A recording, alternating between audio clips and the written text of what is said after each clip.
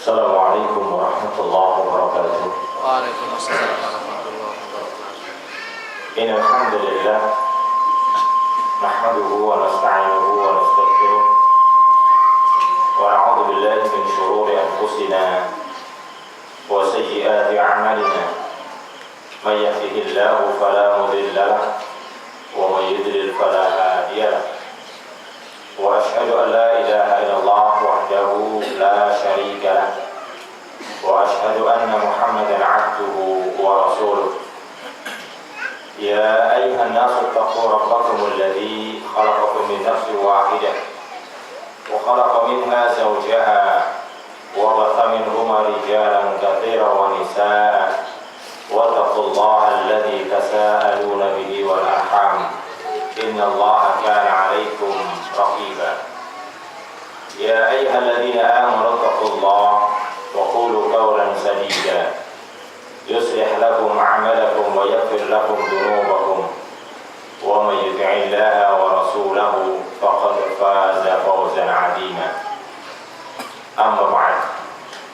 Ayyuhal ikhwah rahimani wa rahimakumullah.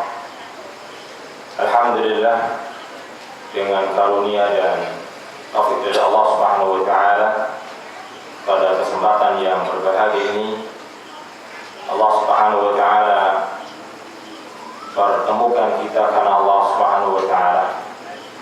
Semoga ini akan menjadi salah satu bagian yang menjadikan sebab seseorang mendapatkan sebagaimana yang dijanjikan oleh Rasulullah SAW, di mana pada hari kiamat kelak Allah Subhanahu wa taala akan tempatkan bagi orang-orang yang saling mencintai karena Allah Subhanahu wa taala bertemu dan berpisah karena Allah Subhanahu wa taala di sebuah mimbar daripada mimbar-mimbar cahaya.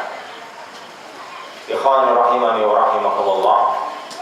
Pada kesempatan kali ini sebagaimana yang sudah kita informasikan, kita akan berbicara tentang sesuatu yang sangat penting sekali.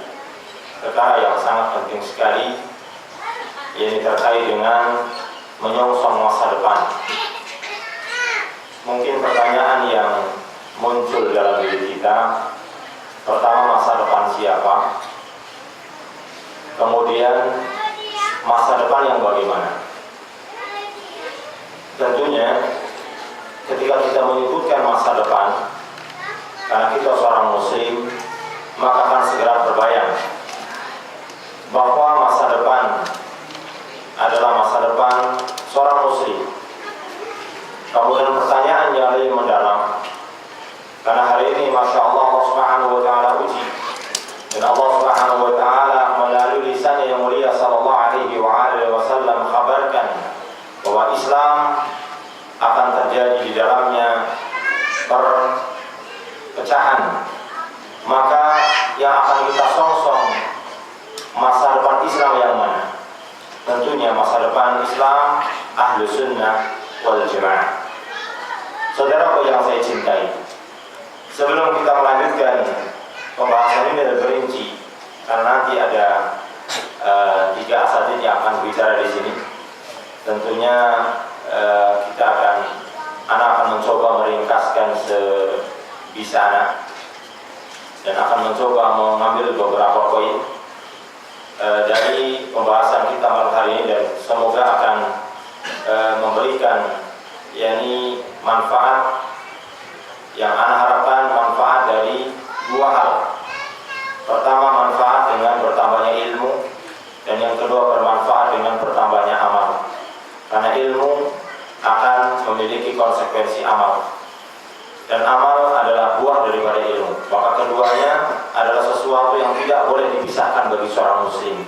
Karena kalau dipisahkan, maka benarlah apa yang dikatakan oleh Syekhul Islam Ibnu Taimiyah, di tengah-tengah umatku ini ada sekelompok kaum yang menyerupai orang-orang Yahudi, dan ada sekelompok kaum yang menyerupai orang-orang Nasara.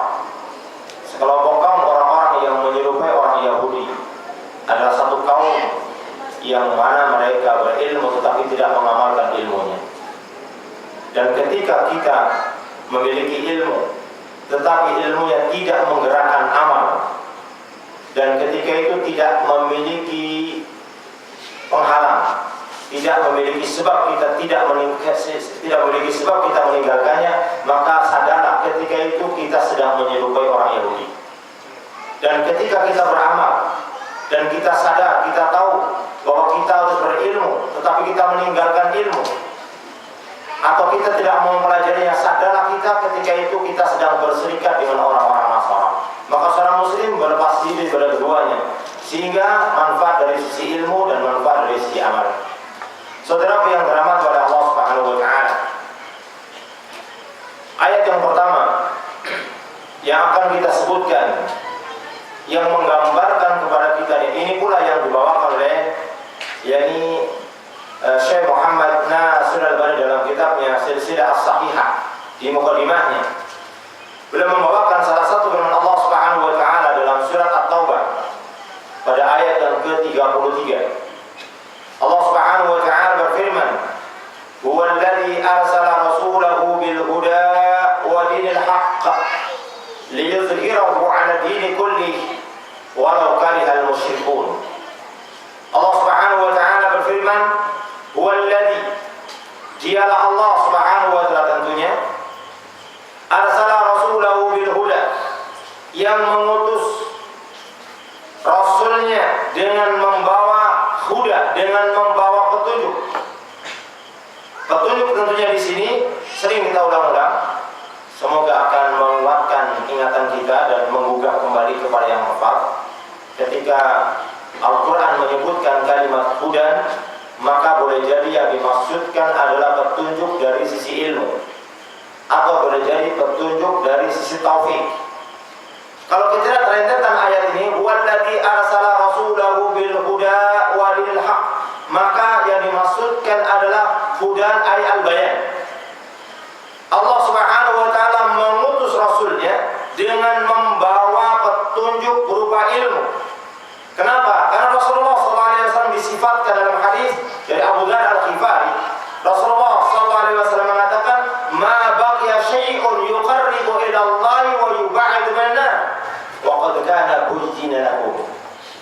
Tidak ada satu perkara kalau yang ia merupakan perintah, maka pelakunya akan diberikan ganjaran, dan tidak ada satu pun larangan yang orang melanggarnya akan diancam dengan neraka, kecuali telah dijelaskan oleh Rasulullah sallallahu alaihi wasallam. Apapun resikonya, maka hudan yang dimaksudkan adalah hudan berupa petunjuk ilmu.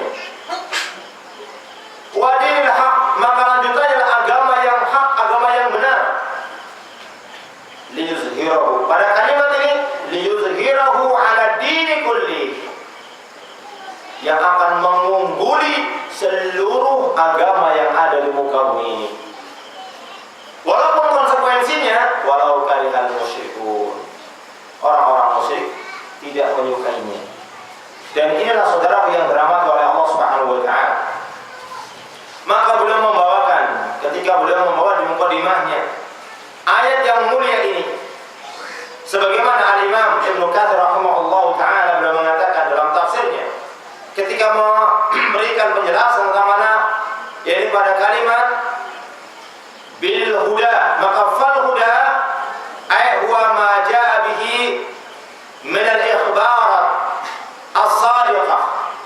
Hudan, tadi kita katakan hudan dari sisi yang mana? Ilmu, penjelasan ilmu, yang tidak ada satu pun perkara yang akan mendatangkan manfaat dan setiap larangan yang akan mendatangkan mudarat kecuali telah disampaikan oleh Rasulullah SAW, apapun resikonya. Maka inilah maksudnya hudan dari sisi ini, yakni apa saja yang dibawa oleh Rasulullah SAW berupa kabar-kabar yang benar, kabar-kabar yang mendatangkan faedah manfaat. Wal imanus sahih, dan iman yang sahih. Wal ilmu nafi', dan ilmu yang bermanfaat. Al-Imam Syafi'i rahimahullahu ta'ala sudah memberikan gambaran minimalnya ilmu yang bermanfaat ada dua.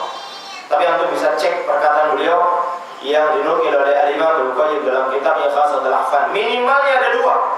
Yang pertama, ilmu itu makin menundukkan seseorang yang tambah takutnya kepada Allah Subhanahu wa taala.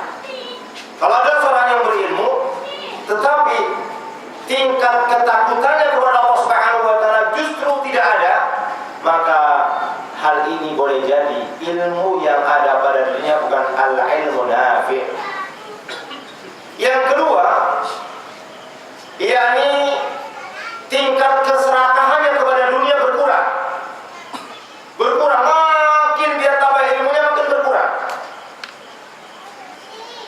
Yang ini merupakan tanda kedua yang akan dengan mudah untuk mengukur pada kita. Ketika bertambahnya ilmu kita, apakah kita makin sombong atau makin tunduk di hadapan manusia, makin serakah kepada dunia atau sebaliknya, atau makin yakni mencukupkan diri dengan apa yang Allah Subhanahu wa taala berikan setelah usaha maksimal, atau justru dia meninggalkan kewajiban karena hanya untuk mendapatkan dunia.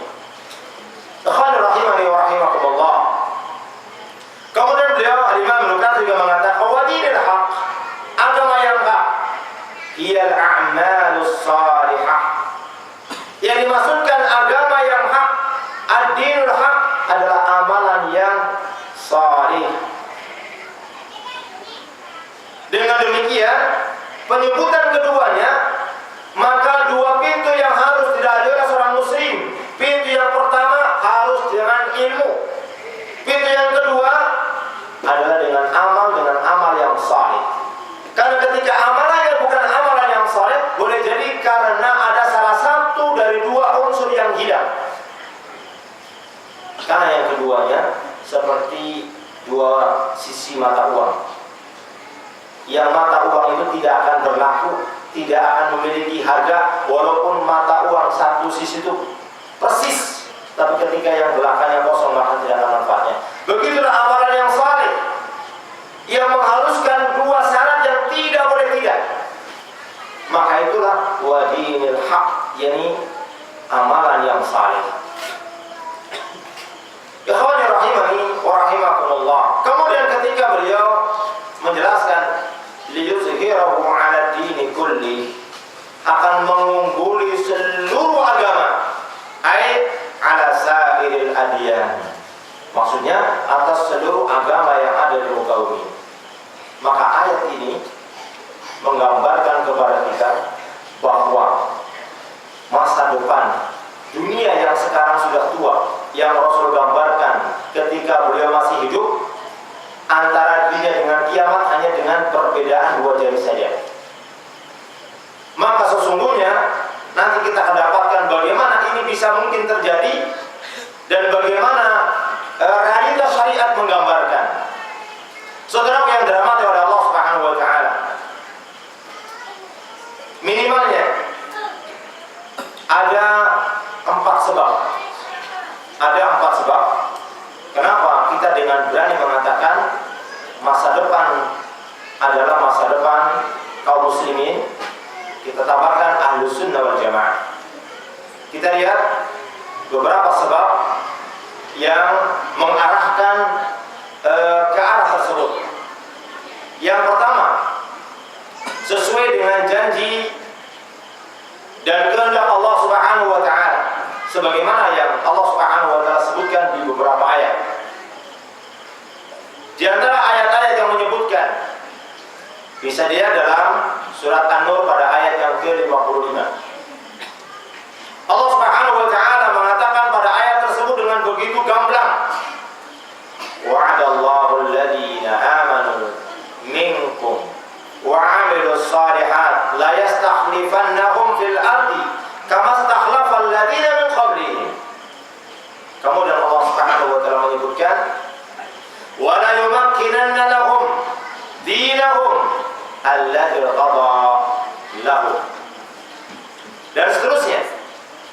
Ayat yang mulia ini menggambarkan bahwa Allah Subhanahu wa taala telah menjanjikan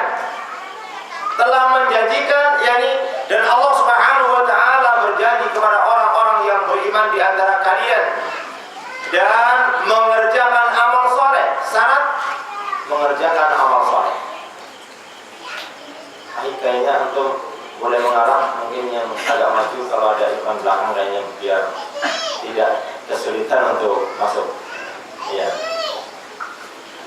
Apa?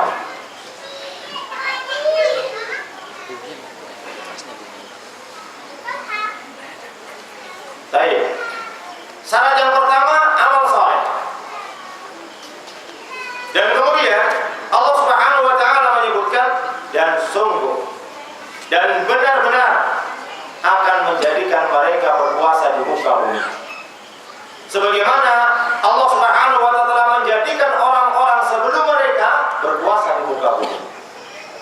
Dan sungguh Dia akan mengokohkan, sehingga Allah Subhanahu wa taala mengatakan wala yumakkinanna lahum, benar-benar mengokohkan. Berarti Allah Subhanahu wa taala yang mengokohkan keadaan kaum muslimin dengan amal yang saleh. Bukan dengan yang lainnya. Yang lainnya sarana. Yang lainnya adalah sarana. Yang bagi Allah Subhanahu wa taala, bagi Allah Subhanahu wa taala, bagi Allah Subhanahu wa taala tanpa sarana pun bisa. Walaupun tentunya Allah Subhanahu wa taala akan menciptakan untuk kita, bagi kita umat Islam, sebuah akibat dengan adanya sebab. Walhal kita tidak menafikan Allah Subhanahu wa taala bisa membuatkan akibat tanpa sebab. Allah Subhanahu wa taala bisa menciptakan Adam tanpa ayah dan tanpa ibu. Allah Subhanahu wa taala bisa menciptakan Isa alaihi wassalam tanpa seorang ayah. Allah Subhanahu wa taala juga menciptakan hewan tanpa lahir rahim. Dan seterusnya sederet kekuasaan Allah Subhanahu wa taala yang tidak membutuhkan sebab, tetapi agar manusia tahu kadar dirinya, maka Allah Subhanahu wa taala jadikan akibat dengan adanya sebab. Dan ini merupakan hikmah Allah Subhanahu wa taala yang sangat besar. Saudara yang dirahmati oleh Allah Subhanahu wa taala. Kemudian juga ayat yang lain yang barusan kita sebutkan pada surat yakni Al-Fath pada ayat yang ke-28. Allah Subhanahu wa taala berfirman, "Huwallazi arsala rasulahu bil huda wa dinil haqq liyuzhirahu 'ala dini kullihi wa kafa billahi syahida." Kata Allah Subhanahu wa taala, kalimatnya sama serupa di awal sebagaimana surah At-Taubah pada ayat yang ke-33. Hanya di akhir Allah Subhanahu wa taala mengatakan wa kafa billahi syahida. Dan cukuplah Allah Subhanahu wa taala sebagai saksi.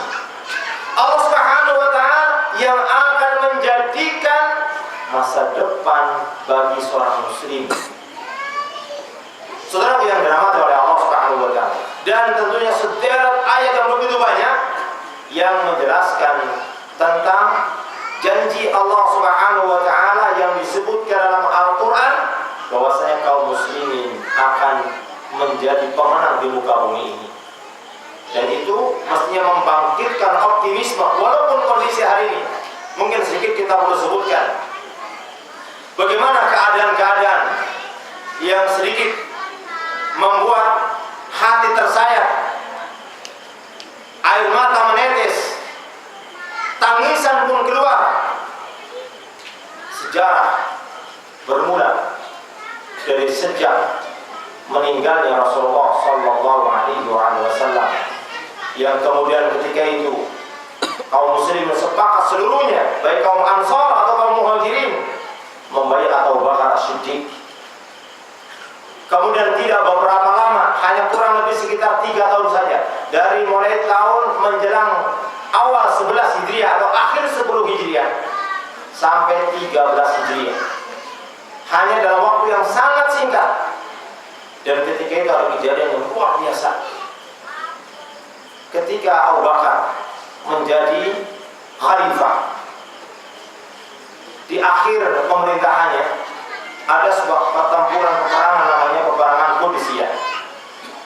Ketika itu beliau mengutus seorang panglima yang sangat handal di antara sekian panglima, tetapi dipimpin oleh seorang panglima yang bernama Khalid bin Walid. Ketika Khalid bin Walid setelah menaklukkan beberapa tempat di kawasan yang dikuasai oleh Romawi, sampai-sampai panglima Yazid yang ketika panglima Gergius yang ketika itu sebelumnya adalah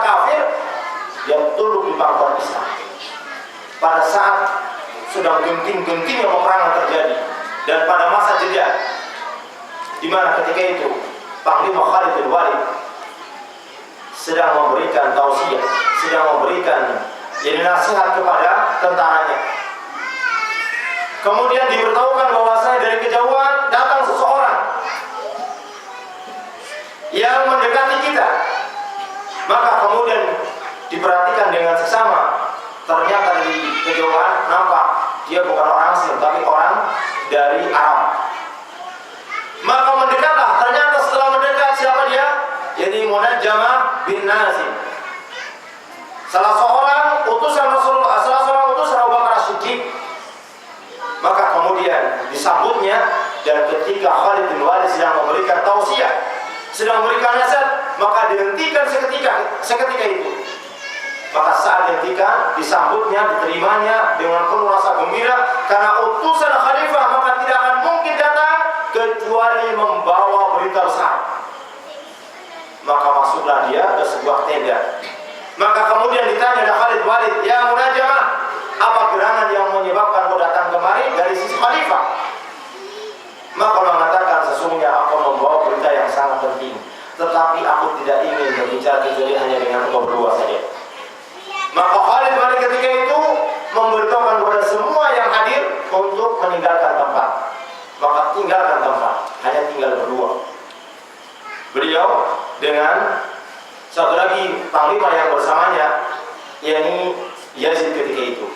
3 orang, Munajjamah bin Nazim, Khalid bin Walid dan Yazid, berada di satu tempat. Maka kemudian, baik, sekarang semua orang telah pergi. Sekarang kita tinggal bertiga. Apa yang gerangan yang kau bawakan untuk kami dari sisi khalifah? Baik, kami membawa 2 berita duka dan 1 berita gembira. Saya tidak tahu mana yang lebih aku dahulukan. Haruskah aku memberitahukan berita gembira dulu ataukah berita duka dulu? Maka Khalid mengatakan, sampaikan dulu kepadaku berita sedih atau berita duka, agar ketika saya berduka ada berita gembira yang mengobati diriku. Maka disampaikanlah berita duka ketika itu bahwasanya beberapa hari yang lalu Khalifah Rasulullah SAW Abu Bakar As-Siddiq meninggal dunia. Tepatnya ini pada bulan Jumadil Akhir tahun 13 Hijriah. Maka dia sedih mengenang bagaimana kebersamaan beliau dengan Abu Bakar As-Siddiq, mengenang bagaimana perjuangan beliau dengan Abu Bakar As-Siddiq. Maka bertiga diam. Ketiga orang diam melihat Khalid bin Walid, melihat raut mukanya begitu sedih dan seolah beberapa kali menyeka air mukanya karena adanya air mata yang menetes. Maka kemudian setelah selesai, maka dia mengatakan, "Baik, kalau begitu sebelum kau berikan kepadaku berita duka yang kedua, sampaikan berita kepadaku berita gembira." Maka disampaikan, sesungguhnya kaum muslimin, baik yang ada di Mekah atau yang di Madinah, semua sepakat telah membaiat Umar bin Khattab sebagai khalifah. Maka lebih gembira karena memang hanya dialah orang yang layak untuk menggantikan Abu Bakar, dan saya tahu beliau bisa mengatasi permasalahan dengan izin Allah Subhanahu wa taala.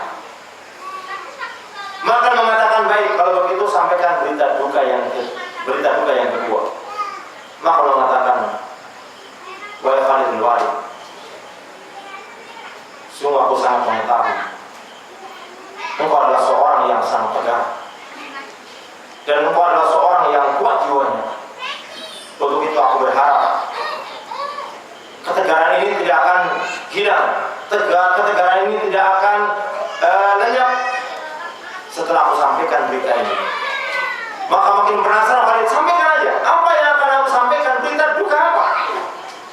Maka dia mengatakan, sesungguhnya setelah Khalifah Umar bin Khattab dibaiat oleh seluruh kaum muslimin, baik dari Mekah atau dari Madinah, maka beliau telah memutuskan bahwasanya beliau memecatmu sebagai panglima dan digantikan oleh Abu Ubaidah. Maka ketika itu dari raut wajahnya tidak nampak Khalid bin Walid sedih. Dari raut wajahnya tidak kelihatan Khalid bin Walid menyesal karena diturunkan dari jabatan panglima. Dari raut wajahnya tidak kelihatan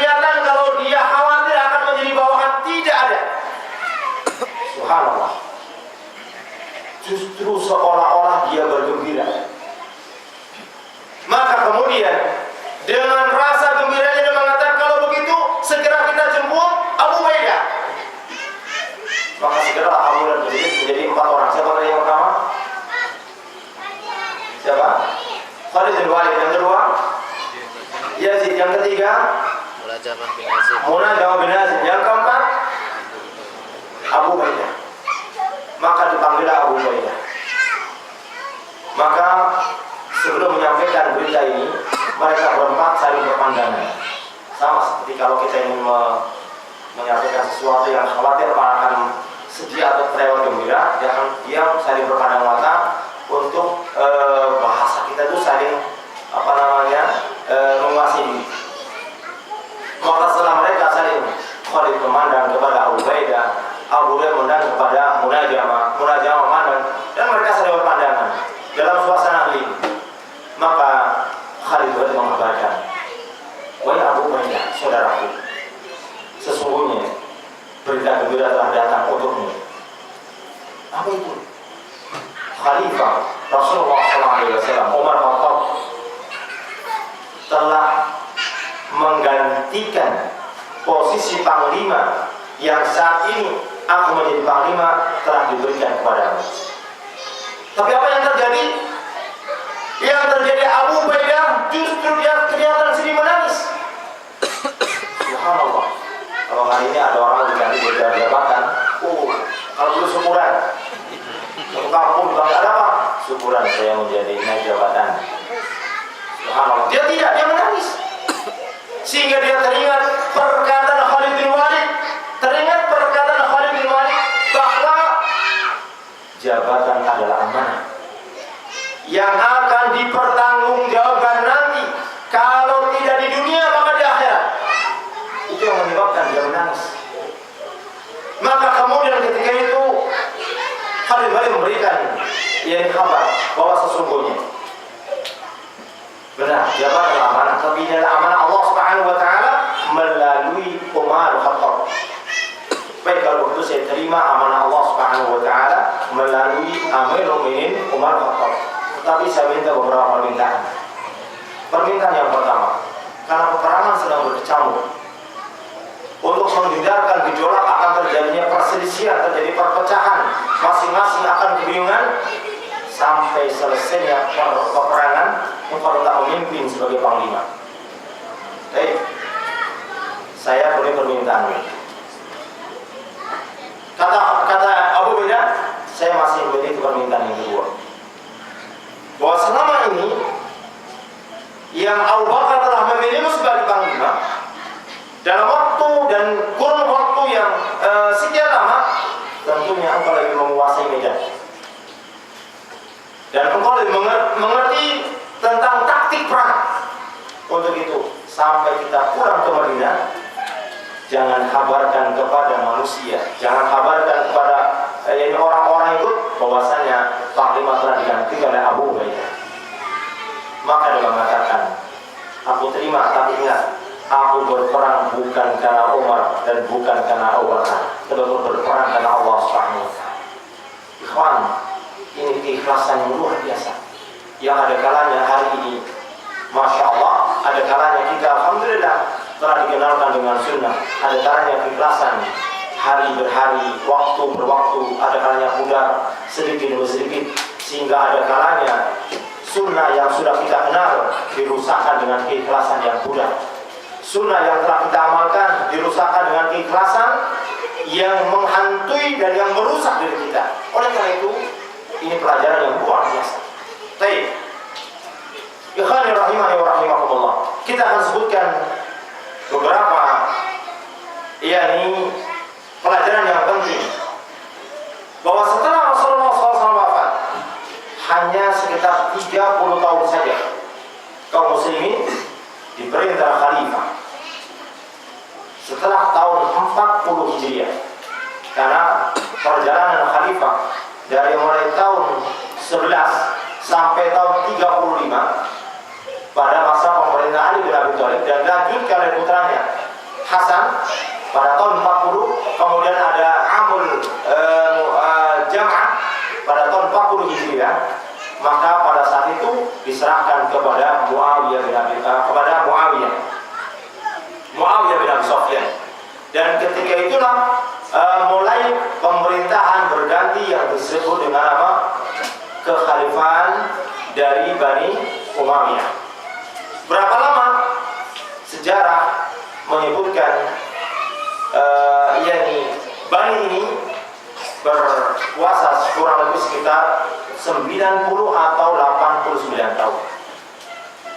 Terus kemudian sampai akhirnya pada berganti kepada Bani Abbasiyah yang pertama sekali sejak sekitar tahun 133 Hijriah berganti pada Bani Abbasiyah. Yang pertama kali ini adalah Abul Abbas bin Safah yang terus berjalan sampai kurang lebih sekitar 436 tahun. Tentunya dalam waktu yang panjang dengan 55 pergantian pemimpin ketika itu. Terus sampailah pergantian sampai kepada khalifah atau pada masa itu zaman Utsmaniyah.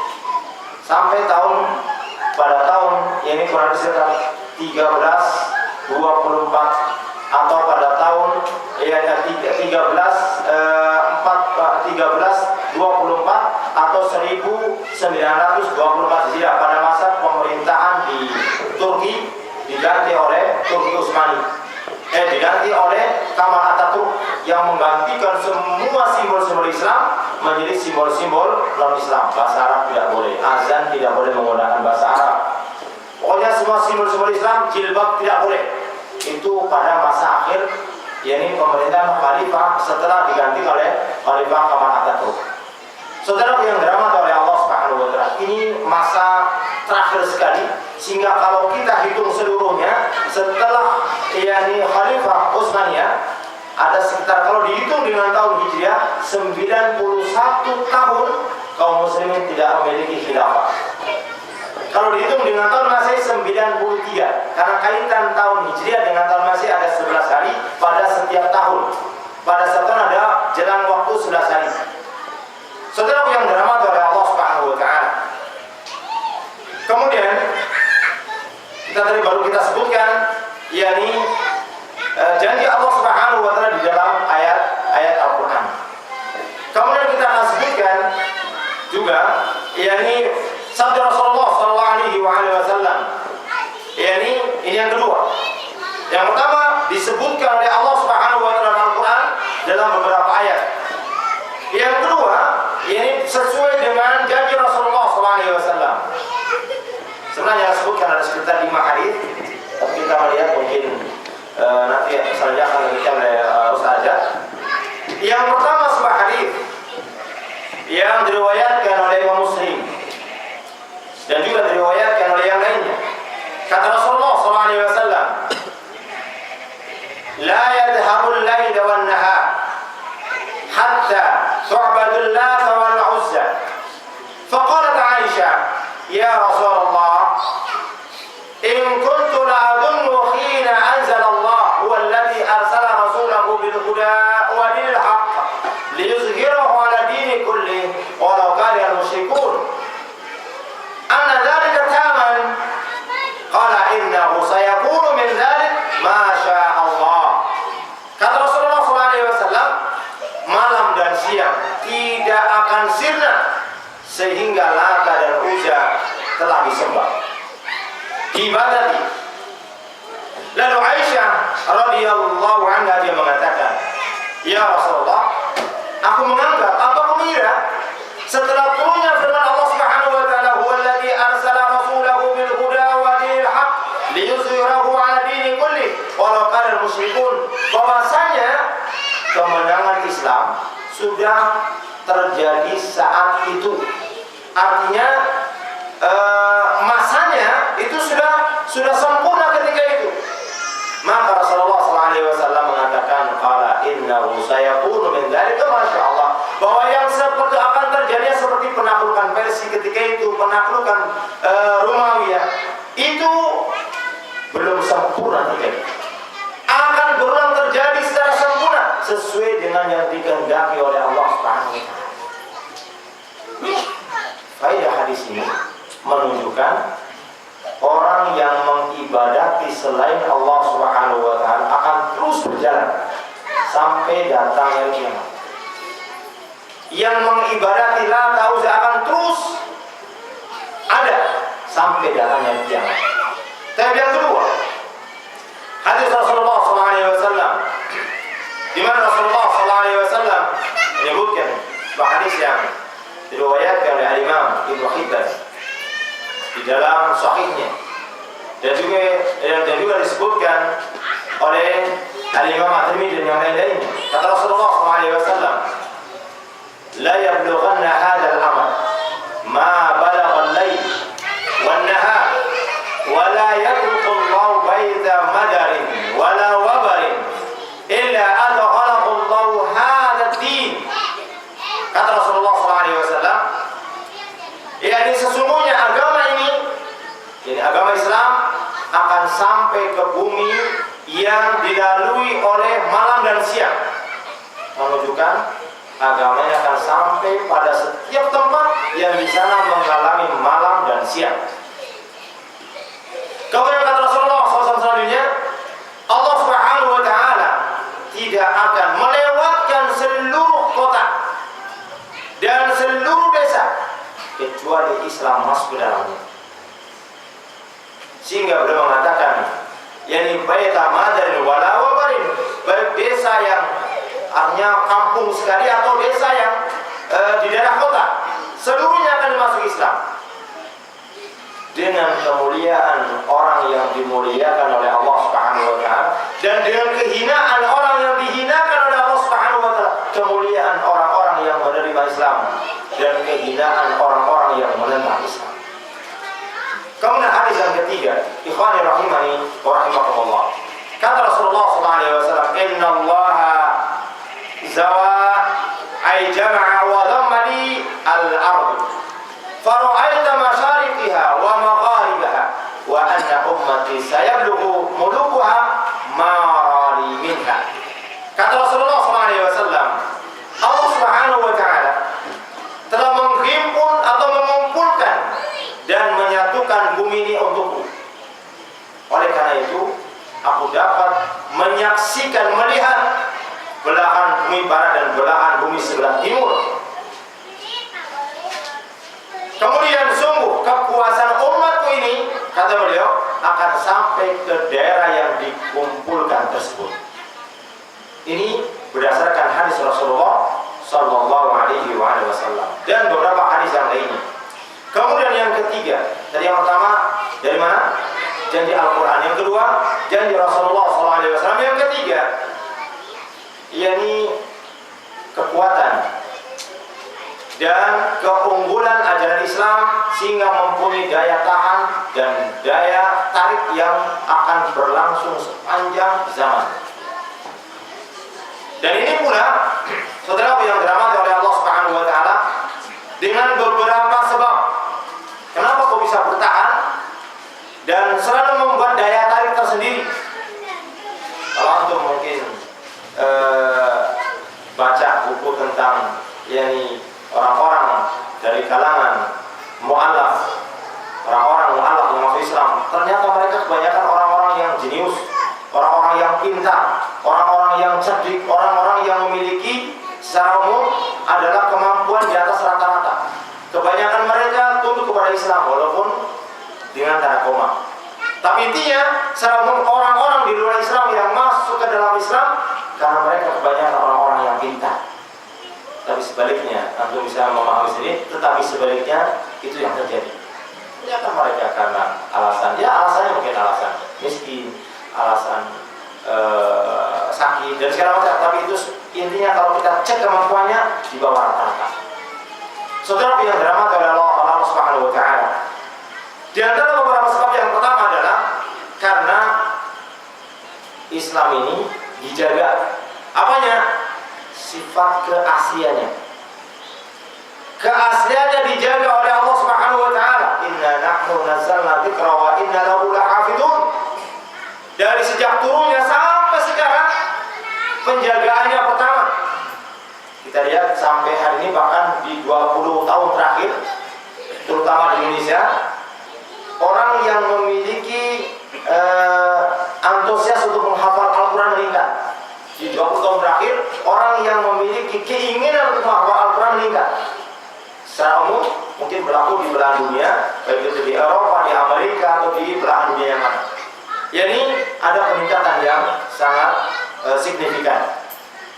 Baik, ini penjagaan Allah Subhanahu wa taala terhadap Al-Quran dengan adanya orang-orang yang terus menghafal, sehingga kalau ada orang di ujung barat dunia salah akan diketahui oleh orang yang ada di ujung timur dunia dari kesalahannya itu. Kenapa? Ini bentuk bahwasanya janji Allah Subhanahu wa taala menjaga Al-Quran. Jangankan satu ayat, satu kalimat diubah oleh orang yang ada di sebelah barat bumi akan diketahui oleh orang yang ada di sebelah timur dunia ini. Ini penjagaan Allah Subhanahu wa taala. Kemudian yang kedua, juga penjagaan hadis. Bukankah kita tahu telah berganti waktunya, berganti zamannya, dan berganti orangnya. Hampir dalam setiap waktu ada orang-orang yang Allah Subhanahu wa taala berikan kelebihan untuk bisa menghafal ribuan hadis, dari mulai Imam Malik, Imam Abu Hanifah, Imam Syafi'i, Imam Ahmad, Imam Al-Auza'i, Imam Sufyan Ats-Tsauri, Imam Al-Ghazali, dan seterusnya. Mereka adalah orang-orang yang menghafal hadis, dan bentuk penjagaan Allah Subhanahu wa taala terhadap wahyu berupa hadis.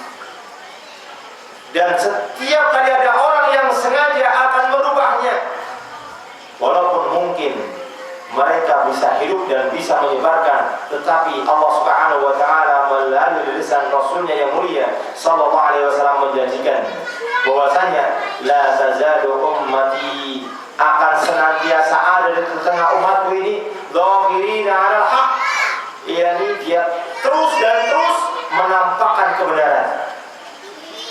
Yang ada kalanya Allah Subhanahu wa taala berikan kebenaran, tidak akan memberikan mudarat orang-orang yang memusuhi dan orang-orang yang tidak menyukai. Saudara yang dirahmati oleh Allah Subhanahu wa taala.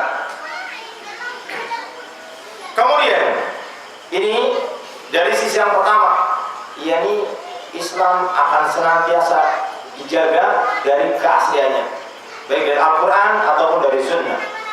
Kemudian yang kedua, kebenaran ajaran Islam. Kebenaran ajaran Islam yang itu diakui baik oleh musuh, apalagi oleh orang-orang yang sedang mencari kebenaran.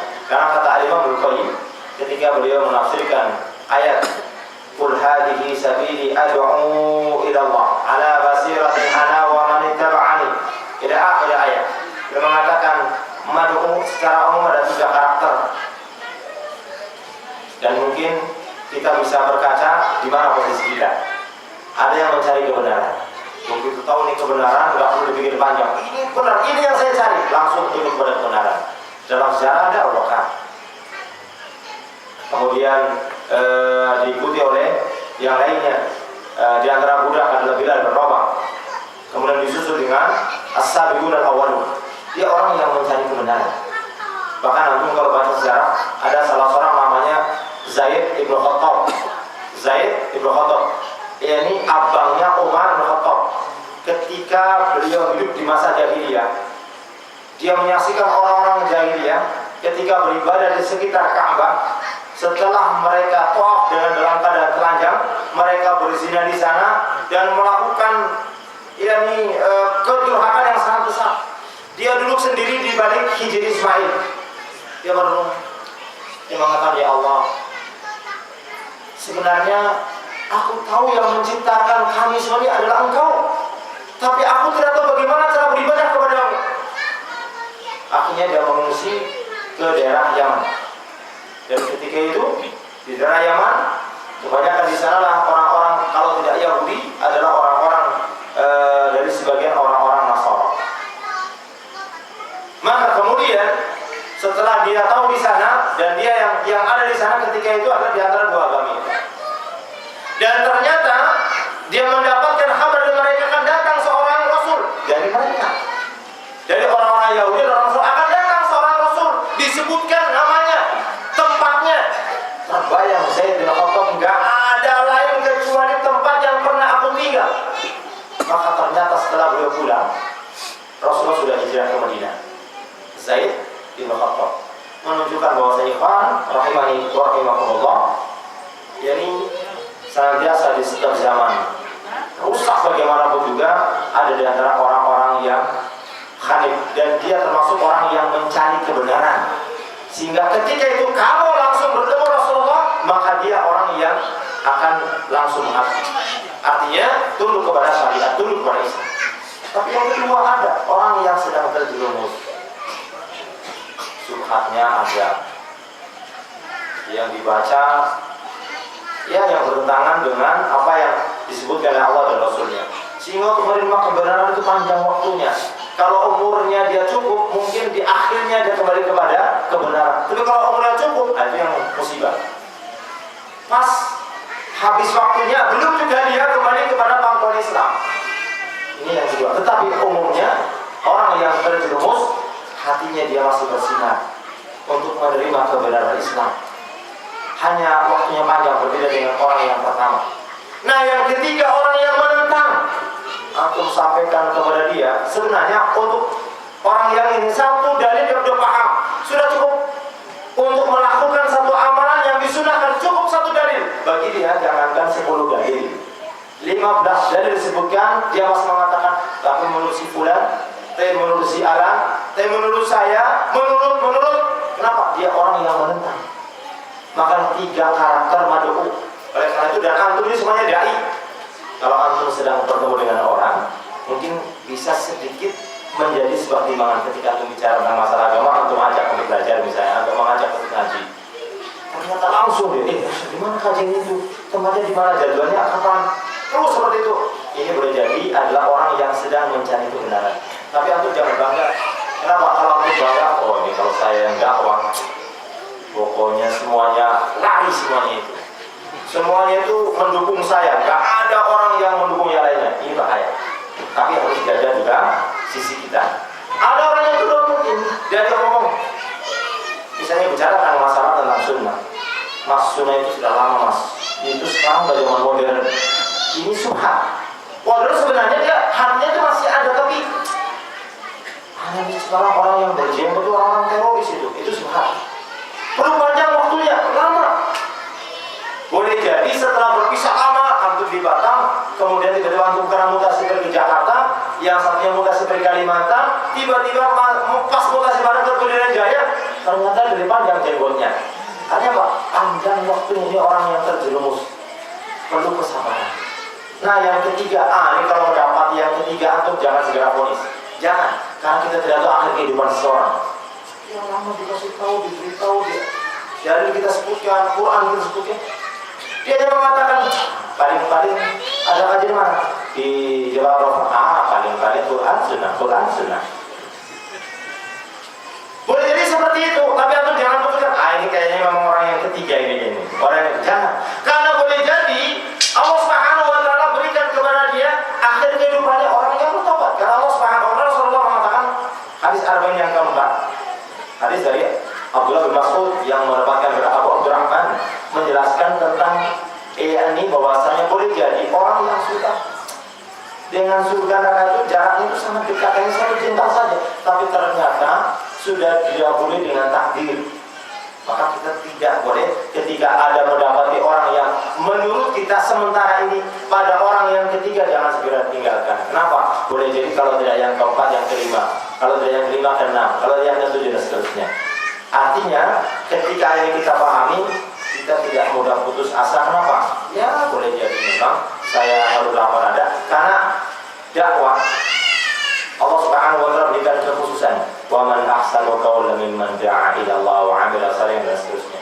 Artinya kalau yang sekali langsung tunduk, orang yang mencari kebenaran, kan sudah selesai. Artinya positif. Tapi kalau yang ketiga pahalanya beda lagi, yang keempat pahalanya beda lagi, yang kelima pahalanya beda lagi, dan seperti itu. Tuhan rahimani wa rahimakumullah. Itu yang kedua, yakni tentang kebenaran Islam. Kemudian yang ketiga, yakni kesempurnaan ajarannya. Kesempurnaan ajaran Islam, dan ini anak kira saya tidak perpanjang ini, karena ini insya Allah begitu antum baca surah Al-Maidah ada pada ayat yang ketiga, antum akan dapatkan bagaimana Allah Subhanahu wa taala menjelaskan Islam telah disempurnakan dan Allah Subhanahu wa taala menyaksikan kesempurnaannya. Dan kemudian selanjutnya Islam sesuai dengan fitrah. Islam sesuai dengan fitrah. Contoh fitrah itu makan, nikah, kemudian mencari nafkah, itu fitrah. Dan lain sebagainya. Dan fitrahnya manusia itu cocok dengan syariat. Syariat cocok dengan fitrahnya manusia.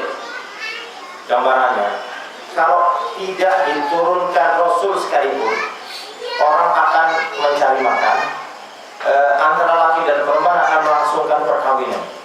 Tapi Islam tahu ini fitrah manusia, maka tidak dikebiri, hanya diberikan solusi dari fitrah yang merupakan fitrah manusia. Ikhwan rahimani wa rahimakumullah. Kemudian selanjutnya, yakni bahwasanya ada hal yang perlu saya garis bawahi terakhir untuk pertemuan ini sebelum Ustaz akan menyampaikan materinya, yakni bahwa Allah Subhanahu wa taala sudah menjanjikan bahwasanya wa haqqun 'alaina nasrul mu'minin, menjadi kewajiban bagi kami, bagiku, menolong orang-orang yang beriman. Menjadi kewajiban bagi Allah menolong orang-orang yang beriman. Maka dengan ayat ini menunjukkan bahwa sejenak kita akan mendapatkan gambaran bahwa sesungguhnya memang benar ketika kita mau memenuhi syarat-syarat yang disebutkan dalam surat An-Nur, kemudian sebagaimana yang digambarkan Rasulullah SAW, maka benar masa depan ini adalah masa depan kaum muslimin. Hari ini antum lihat secara realitas, secara ekonomi saja misalnya. Sekarang semua orang menggunakan nama di belakang apa? Apa itu? Syariat. Pegadaian syariat. Apalagi? Bank syariat. Apalagi? Ekonomi syariat. Hampir semuanya syariat. Kenapa? Mereka paham kaum muslimin sekarang sudah mulai cerdik. Kaum muslim sudah mulai cerdas. Kalau nggak syariat, no. Hanya saja kita melihat ini baru sebatas pasar. Karena pasar banyak dibuatlah itu. Tapi kalau dicermati secara dalam, mungkin sebagian orang yang pesimis, itu sudah nama. Tapi kaum muslimin tidak pesimis. Kalau memang mengetahuinya, ada peluang, ada link, ada jalan untuk memperbaiki itu yang lebih bagus. Kenapa? Karena ini perjalanan, tahapan-tahapan. Kalau dulu belum syariat, masih ingat tuh? Ditambahi belakangnya dengan kata Islam. Dulu, belum kata syariat, Islam dulu. Karena itu tahapan Islam, syariat. Karena kita tahu walaupun keduanya tidak berpisah, tetapi seolah-olah itulah takdir Allah Subhanahu wa taala tahapannya. Dulu Islam dulu. Walaupun sampai sekarang ada sesuatu yang diberikan ujungnya Islam, tapi Islam tidak menerima. Apa itu? Zina Islami. Ada Islam menerima itu zina Islami, tapi masih dipaksakan juga ajaran Islam. Pokoknya Islam dulu, nyanyian Islam. Seolah-olah dulunya itu bukan Islam, supaya matching dengan Islam, tambah banyak Islam. Ini gambaran-gambaran yang hari ini kita bisa melihat bahwa sesungguhnya tanda-tandanya itu sudah mulai muncul sekian dan sekian. Oleh Tuhan rahimani wa rahimakumullah, maka kita perlu ada persiapan diri untuk menyongsong masa depan. Harus. Kenapa? Antum tahu, sesuatu yang dipersiapkan dengan yang tidak dipersiapkan berbeda. Walaupun mungkin hasilnya ada kalanya yang tanpa dipersiapkan menakjubkan, tetapi mungkin spontan saja.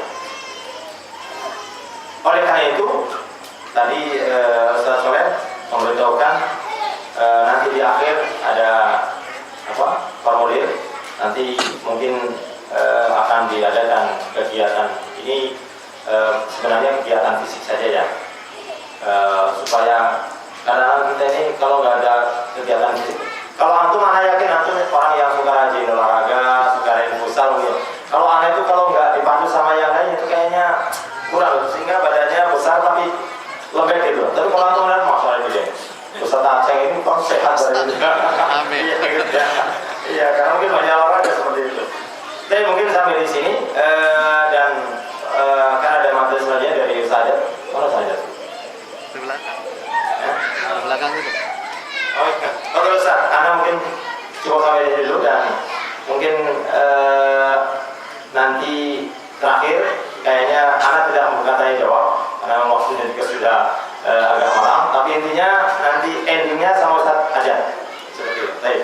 Kita akhiri dengan doa majlis. Subhanakallahumma wa bihamdika asyhadu an la ilaha illa anta astaghfiruka wa atubu ilaik. Assalamualaikum warahmatullahi wabarakatuh.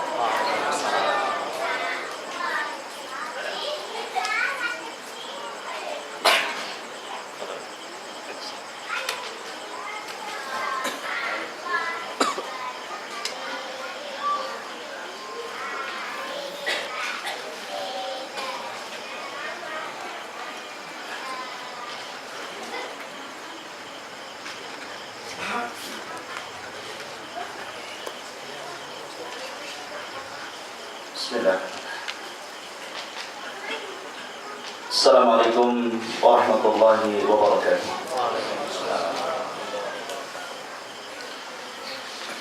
Alhamdulillah. Nahmaduhu wa nasta'inuhu wa nastaghfiruh. Wa na'udzu billahi min shururi anfusina wa sayyiati a'malina. من يهده الله فلا مضل له ومن يضلل فلا هادي له أشهد أن لا إله إلا الله وحده رب لا شريك له وأشهد أن محمدا عبده ورسوله الذي لا نبي بعده قال الله تعالى يا أيها الذين آمنوا اتقوا الله حق تقاته ولا تموتن إلا وأنتم مسلمون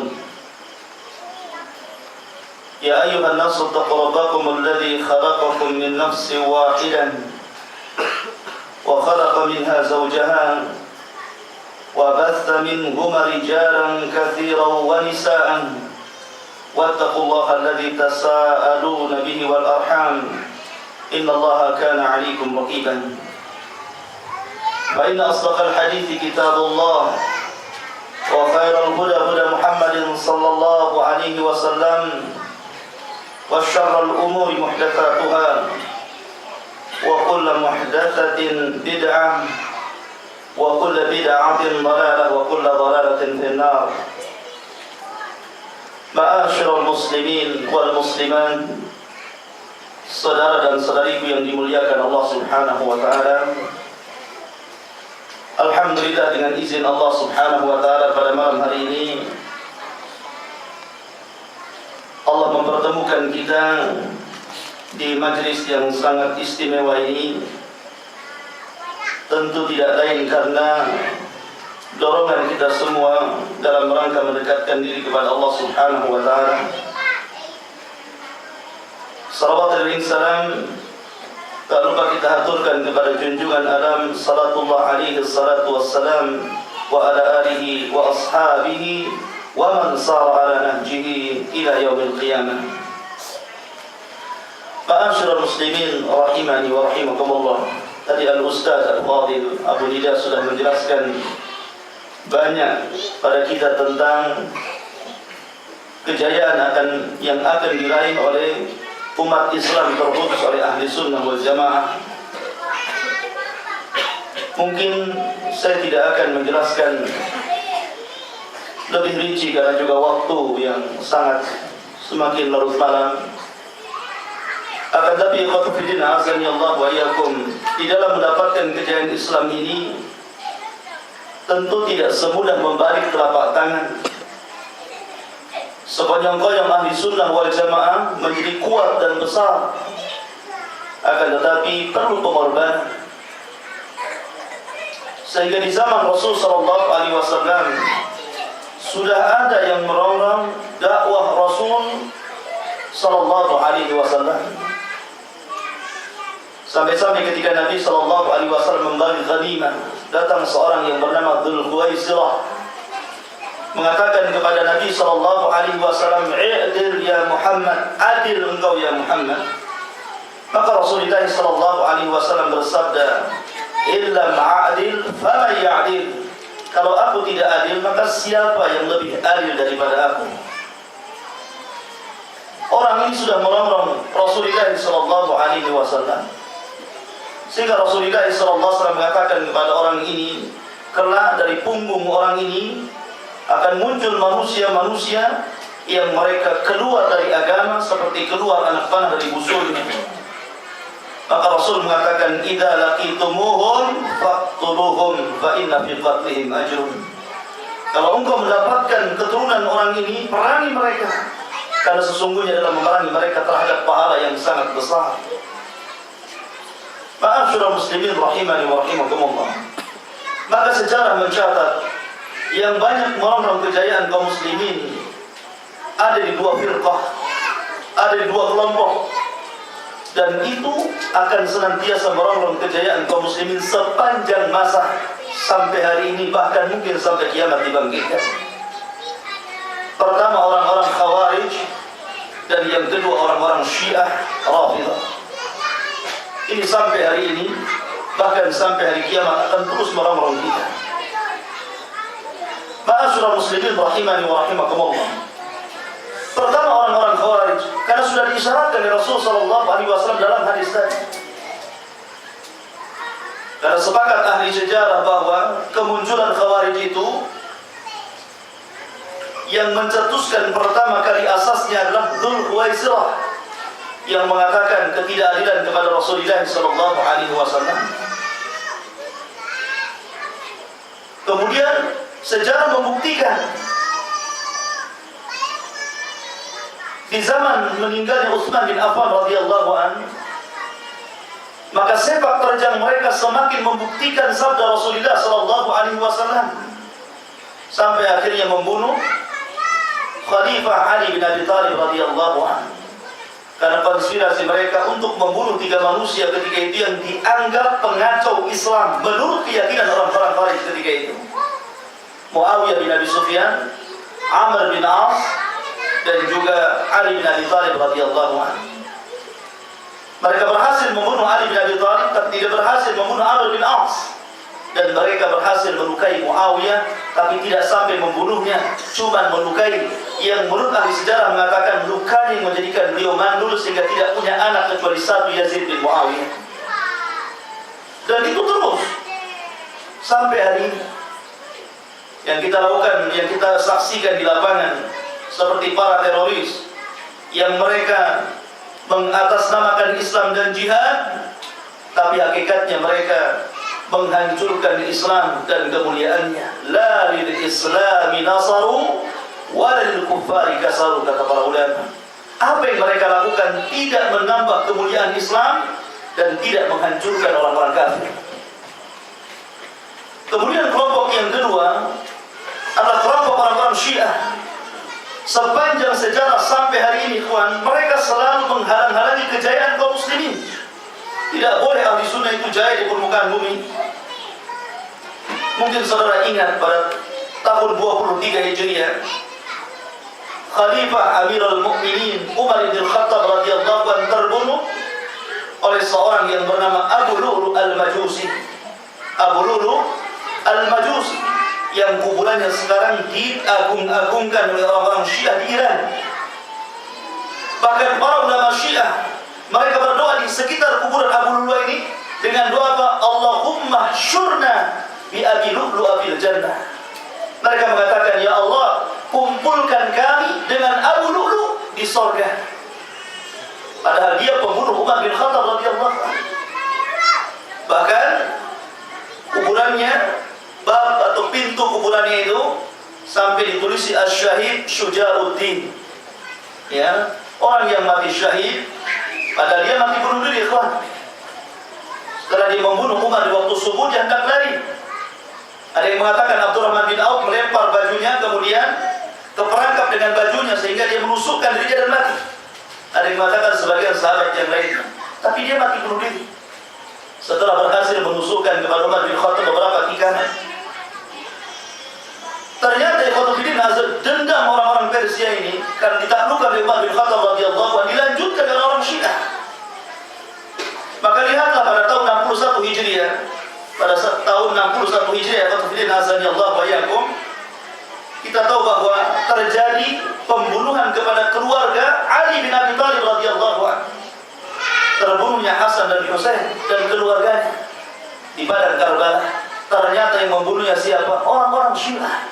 Sebagaimana seorang alim ulama Syiah yang tobat menjadi ahli sunnah, kemudian mengarang buku yang judulnya Lillahi Tsumma Litarikh, judulnya itu. Aku menulis ini karena Allah dan untuk meluruskan sejarah. Ternyata yang membunuh Husain dan keluarganya di Padang Karbala itu adalah seorang Syiah yang bernama Sinan Ibnu Anas. Ada yang mengatakan Sinan Ibnu Anas seorang Syiah, dialah yang membunuh Husain Ibnu Ali radhiyallahu anhu. Makanya orang-orang Syiah merasa sekarang bersalah dengan terbunuhnya Husain. Makanya mereka memukul-mukul diri mereka karena mereka yang mengundang siapa? Husain ke Kufah, ke Irak ketika itu. Dan sejarah juga membuktikan dari tahun ke tahun. Sampai ada, kalau antum pernah mendengar sejarah Abu Tahir, seorang khalifah, seorang panglima Syiah. Abu Tahir seorang panglima Syiah sekitar 600-an tahun sekian, yang dia datang ke Mekah kemudian membantai seluruh jamaah haji, membantai seluruh jamaah haji yang ada di Mekah. Sampai-sampai orang yang hendak berlindung ke kiswah Ka'bah pun tidak luput dari bantaiannya. Sampai akhirnya Zamzam, air Zamzam itu penuh dengan darah karena semua bangkai dimasukkan di sumur itu. Sampai akhirnya terjadilah pencungkilan Hajar Aswad. Selama 22 tahun menghilang Hajar Aswad dari tempatnya. Ma'asyiral muslimin rahimani wa rahimakumullah. Kemudian juga pengkhianatan Ibnu Al-Qami, Nasiruddin At-Tusi, ya. Sebagaimana dinyatakan dari Imam Bukhari dalam Bidayah Nihayah, bahwa orang-orang Syiah pernah membantai orang-orang yang ada di Baghdad sekitar 2 juta jiwa lebih, sampai bangkainya dibiarkan tidak dikubur di Khatafiddin azaliyallahu wa dibiarkan sampai ketika terjadi hujan, bangkai itu membusuk dan menjadi wabah penyakit, dan penyakit itu sampai ke daerah Syam. Sampai para ulama mengistilahkan darah yang banjir di Baghdad itu sampai membasahi tumit-tumit kaum muslimin, saking banjir darah di mana-mana. Ini siapa yang membantai? Orang-orang Syiah. Ya. Ma'asyiral muslimin rahim. Bahkan Iran sebelum menjadi negara Syiah, Iran itu dulu negara Sunni sih. Iran itu yang menumbangkan Iran itu adalah Syiah Safawiyah, membantai orang-orang Sunni yang ada di Iran. Sampai terakhir mungkin pengkhianatan Khomeini yang kita kenal dengan revolusi Iran, itu berapa jiwa yang meninggal.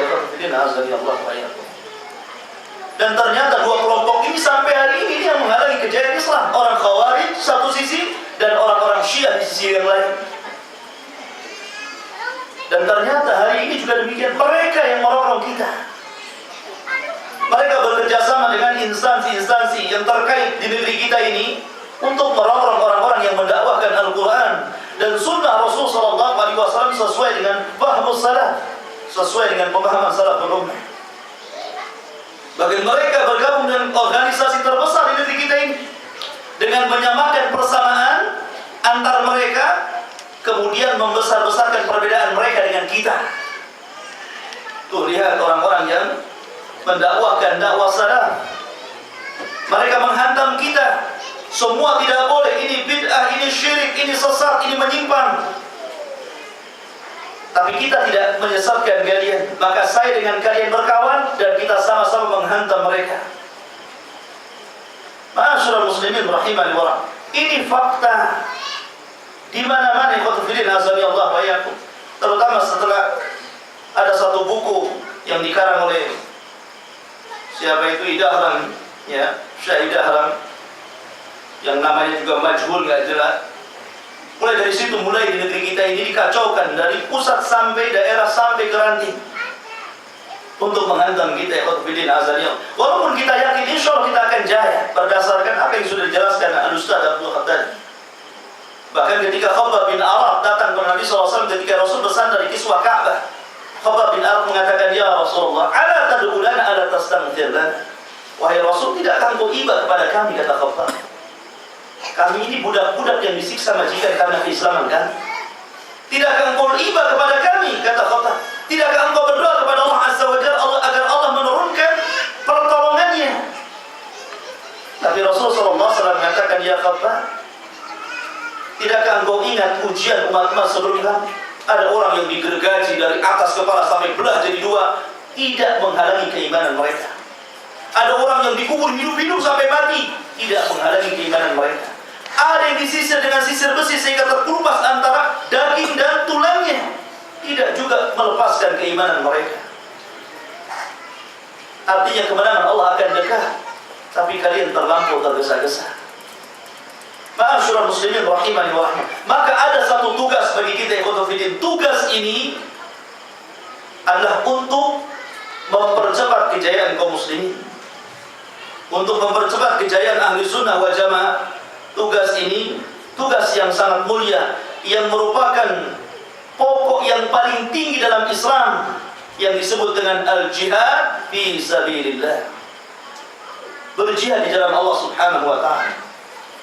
Rasulullah sallallahu alaihi wasallam bersabda kepada Mu'adz bin Jabal, "Ya Mu'adz, ala ukhbirukum bi ra'sil amri wa 'amudihi wa dirwatis sanamihi." Maka Mu'adz mengatakan, "Qala bala ya Rasulullah."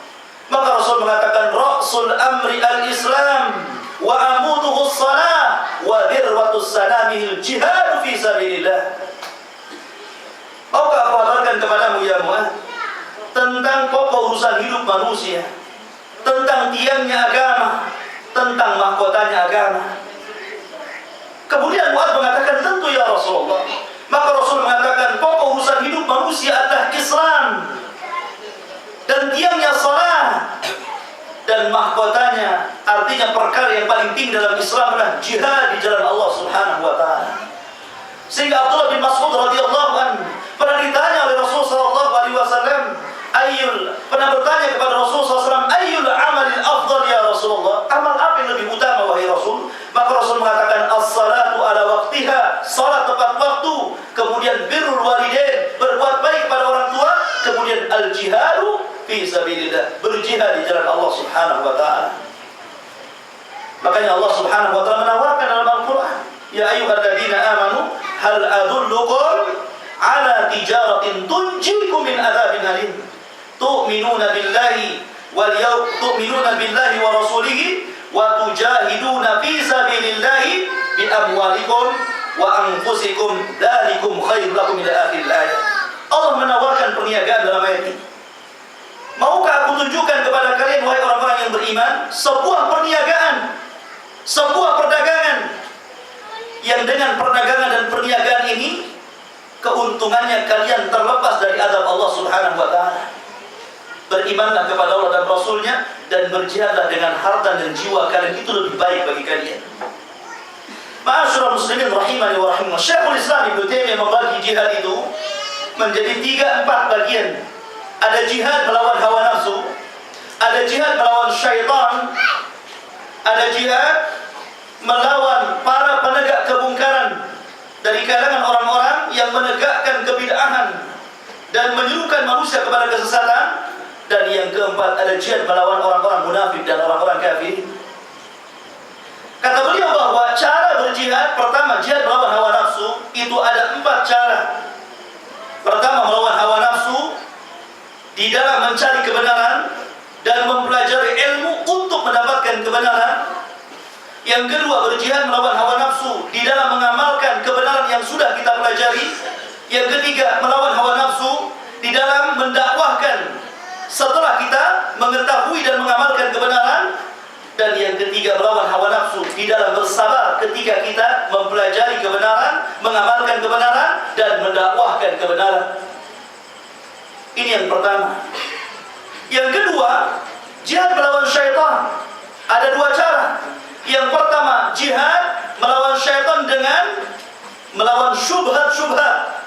Karena syubhat itu datang dari syaitan, ikhwan. Kerancuan-kerancuan dalam agama, penyimpangan pemahaman dalam agama. Kita berjihad. Kalau ada orang yang mendakwahkan kesesatan, maka kita luruskan kesesatan itu dan kita buang syubhatnya. Karena syubhat itu dakwah dari syaitan. Kemudian yang kedua, dengan cara menjauhkan manusia dari syahwat. Karena syahwat itu dari syaitan. Kemudian yang ketiga, jihad melawan orang-orang yang menyerukan kepada kesesatan dari kalangan ahli bid'ah, orang-orang yang menyerukan kepada kemaksiatan kemaksiatan, kesesatan, kemungkaran, begitu seterusnya, maka caranya dengan 3 tahapan kata para ulama. Sebagaimana hadis Nabi SAW, man ra'a minkum munkaran falyughayyir bi yadihi, fa in lam tastati bi lisani, fa in lam tastati fa bi qalbi, wa dzalika adhaful iman. Pertama tahap dengan cara apa?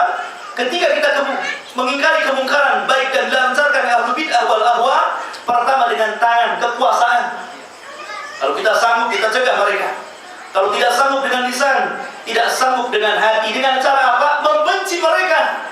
Jangan duduk bersama mereka, jangan bicara dengan mereka, jangan sekali-kali berdebat dengan mereka kalau kita tidak memiliki ilmu. Ya, dengan hati walaupun selemah-lemahnya iman, kita benci dengan perbuatan mereka. Dan kita senantiasa mendoakan akan mereka mendapatkan hidayah Allah Subhanahu wa taala. Dan yang terakhir, berjihad melawan orang-orang munafik dan orang-orang kafir. Orang-orang munafik seperti kelompok-kelompok Syiah Rafidah, mereka munafiqun. Kenapa mereka munafiqun? Ya khotufidin, karena tidak ada yang membenci sahabat kecuali orang-orang munafik. Kecuali orang-orang munafik yang mengatakan tidak ada yang membodoh-bodohkan sahabat kecuali orang munafik. Tidak ada yang membenci sahabat kecuali orang-orang kafir. Kata Imam Malik rahimahullahu taala, man ghadha as-sahabat faqad kafara bi hadhihi al-ayah. Siapa yang marah kepada sahabat, siapa yang benci kepada sahabat, maka dia telah kafir dengan ayat ini. Maksudnya ayat liyaghidha bihimul kuffar, bahwa perumpamaan para sahabat itu membuat orang-orang kafir murka. Kita berjihad melawan mereka ya khotufidin azani Allah wa iyyakum dengan cara apa? Dengan cara mempersiapkan 2 perkara. Karena jihad ini perlu syar'i, maka siapkan 2 perkara. Pertama, siapkan ilmu. Yang kedua, siapkan fisik. Pertama, siapkan ilmu. Ya, karena kita berjihad perlu ilmu. Kalau kita berjihad tanpa ilmu, maka jihad kita akan sia-sia. Makanya Imam Al-Qayyim mengatakan jihad itu ada 2, al-jihadu jihadan. Jihad itu ada 2. Ada jihad bil hujjati wal bayan, ada jihad bis sayfi was sinan. Ya. Ada jihad dengan menyodorkan hujjah dan dalil-dalil, membantah orang-orang yang melontarkan syubhat dan juga kesesatan. Dan ini tidak mungkin masuk dalam jihad ini kecuali orang-orang yang berilmu. Tidak semua bisa masuk dalam jihad yang pertama ini. Hanya orang-orang yang Allah berikan taufik ilmu. Yang kedua, jihad dengan pedang dan kekuatan. Mungkin semua kita bisa, antum bisa semua masuk. Jihad yang kedua ini semua bisa masuk. Yang penting antum bisa kelahi, yang penting antum bisa memakai senjata, semua bisa masuk. Tapi bagaimanapun jihad yang pertama lebih mulia daripada jihad yang kedua. Artinya khotufidin azani Allah, yang pertama berilmu. Terus kita belajar itu, karena ilmu itu yang membedakan. Orang ini bisa membedakan mana yang baik, mana yang buruk, mana yang ibadah, mana yang bukan ibadah, mana yang sesuai dengan syar'i dan mana yang tidak sesuai dengan syar'i. Maka yang pertama, siapkan ilmu. Kemudian yang kedua, siapkan fisik. Allah Subhanahu wa taala berfirman, wa'iddu lakum mastata'tum min quwwah. Siapkan oleh kalian kekuatan. Al-Imam As-Sa'di rahimahullahu taala mengatakan dalam kitabnya Tafsir Kalimur Rahman, ketika dia mentafsirkan wa'iddu lakum, persiapkan oleh kalian untuk melawan musuh-musuh kalian dari orang-orang kafir, orang-orang munafik yang hendak menghancurkan agama kalian dengan pikiran kalian, badan kalian, dan dengan senjata-senjata kalian kalau kalian sanggup untuk melawan mereka. Tapi yang jelas, ikhwatufiddin azani Allah wa iyyakum, hari ini satu sisi kita bahagia, ahli sunnah wal jamaah merebak di mana-mana, dan ini salah satu tanda kejayaan kita. Tapi di sisi lain, rongrongan dari musuh-musuh ahli sunnah semakin gencar, semakin banyak. Bahkan di beberapa negara sudah ribuan memakan korban jiwa. Lihatlah di Suriah hari ini, lihatlah hari ini di Yaman, Damar sedang digempur oleh orang Syiah. Bahkan sebagian tulabul ilmi dari Indonesia sudah banyak yang syahid di sana. Ya. Apakah kemudian kita katakan bahwa itu kan jauh di Suriah, itu kan jauh di Libanon, itu kan jauh di Yaman? Insya Allah di negeri kita tidak. Ikhwatufiddin azani Allah, jangan merasa aman dengan makar mereka. Jangan pernah merasa aman dengan makar mereka, karena mereka sekarang sudah mempersiapkan diri. Sebagian mereka latihannya bukan di dalam negeri, di luar negeri. Seperti orang-orang Syiah, mereka latihan di Libanon, jangan salah. Sebagian mereka latihan di Yaman, mengikuti dengan orang-orang Syiah Rafidah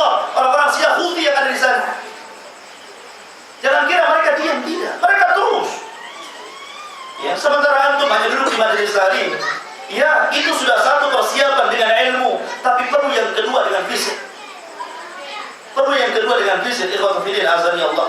Karena kita perlu idharul quwwah. Saya akan satu ceritakan kisah Ustaz kita, Ustaz Ja'far. Kisah ini saya dapat dari Al-Ustaz Yusuf Baisa. Kemarin waktu kita ada satu di PIH, ikhwatu fillah azani Allah wa iyyakum. Jadi ada satu kejadian di Bekasi. Masjid kita ahli sunnah wal jamaah. Masjid kita ahli sunnah wal jamaah yang mendakwahkan dakwah salaf. Karena penduduk sekitar itu, ikhwatu fillah azani Allah wa iyyakum, tidak suka, maklum di mana-mana dakwah salaf itu dibenci. Tapi di mana-mana juga disukai oleh orang-orang yang sudah mendapatkan hidayah. Lah masjid itu dikepung oleh semua ormas yang membenci salaf. Dan hampir ditutup, tidak boleh ada kegiatan di masjid itu kecuali sholat 5 waktu. Tidak boleh ada Jumatan apalagi pengajian. Dan itu berbulan-bulan ya mereka dikudeta seperti itu. Tidak boleh ada kegiatan. Sampai akhirnya takmir masjid ini minta bantuan kepada beberapa asatidz kibar, akan tapi tidak ada tanggapan karena mungkin melihat maslahat dan mafsadahnya ketika itu. Karena yang dilawan adalah massa, bahkan sebagiannya banyak dari kalangan TNI yang memusuhi ketika itu. Kemudian akhirnya dia berangkat ke Jogja, bertemu dengan Ustaz Ja'far Martari, mantan pemimpin laskar jihad. Ya. Akhirnya kata Ustaz Ja'far, baik, saya akan menolong kalian, sediakan 16 orang yang siap mati. Sediakan 16 orang yang siap mati. Akhirnya disiapkan 16 orang. Kemudian Ustaz datang ke Bekasi sana, menggedor setiap rumah yang pernah mengancam kepada masjid itu. Ya, digedor rumahnya. Saya Ja'far Umar Talib. Anda yang menghalangi masjid itu, maka Anda berhadapan dengan Ja'far Umar Talib. Setelah digedor semuanya, tidak ada yang berani. Akhirnya keesokan harinya, pihak masjid mengundang semua instansi yang terkait, baik Departemen Agama atau RT RW Lurah atau semua diundang di situ. Kemudian memproklamirkan diri Ustaz Ja'far, saya umat Ustaz Ja'far Martari, Salafi Wahabi. Ya. Siapa yang berani menghentikan dakwah di masjid ini, maka diberhadapan dengan saya. Akhirnya, bihamdillah azza wa jalla fatufidin. Akhirnya selepas kejadian itu tidak ada lagi yang merawat masjid itu. Sampai hari ini, dengan 16 pasukan berani mati plus dengan Ustaz Ja'far Martari. Artinya fatufidin azani Allah wa iyyakum. Ini satu bukti, tidak banyak bukan 16 orang, tapi bisa menggertak banyak orang. Ya. Kenapa? Karena kekuatan, keberanian dan kekuatan. Nah itu yang kita inginkan. Hari ini kita di Batam, seolah-olah kita dhaif, kita lemah. Kemarin media radio kita yang kita cintai bersama mendakwahkan dakwah salaf sepanjang masa, mudah-mudahan demikian, dirongrong oleh orang-orang yang tidak suka dengan media kita. Kita tidak bisa apa. Mereka kesana kemari karena disangkanya mungkin kita tidak punya pasukan. Kalau mereka mungkin ada buzzer, ya. Kalau Muhammad itu ada tapak suci gitu. Nah, kita buat tapak apa? Tapak ceker ayam.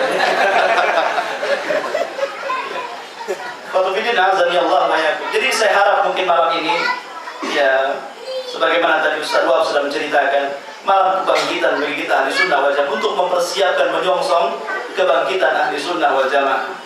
Cuma kita juga tidak tahu, ya, nanti teknisnya seperti apa. Mungkin nanti antum ada yang punya saran, insyaallah kita bicarakan pada malam hari ini bagaimana baiknya. Karena ikhwatul ini bagian daripada jihad. Ini bagian daripada jihad ikhwatul. Jihad kita bukan seperti teroris ya. Jangan konotasinya jihad itu pasang bom tidak. Ya. Kita ada tahapan-tahapan jihad secara syar'i.